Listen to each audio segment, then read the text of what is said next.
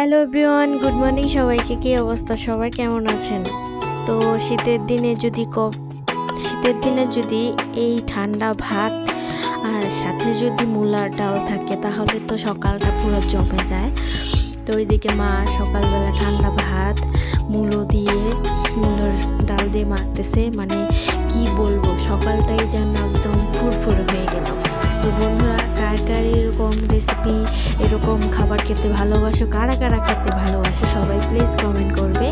আমাদের বাসায় এরকম করে যদি শুকনো করে ঝাল ঝাল করে ডাল দিয়ে ভাত মাখা হয় তাহলে কি আর বলবো, সোয়েটার গায়ে দিলে গরম ধরে যাবে, এরকম একটা ঝাল ভাত মাখা। তো অনেক কথা বলে ফেললাম। তো এদিকে মাখা হচ্ছে ভাত, একদম ঠান্ডা ভাত।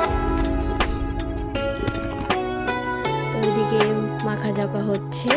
তো সবাই কেমন আছেন, সবাই প্লিজ কমেন্ট করবেন।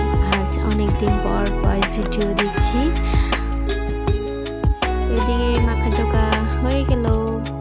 তো কে কে খাবেন চলে আসেন, মার হাতে এই শুকনো শুকনো ডাল দিয়ে ভাত মাখা। তো এই তো আসুন একে অপরকে সাপোর্ট করি, সবাইকে সাপোর্ট করলে এগিয়ে যেতে পারবো। সবাই ভালো থাকবেন, সুস্থ থাকবেন।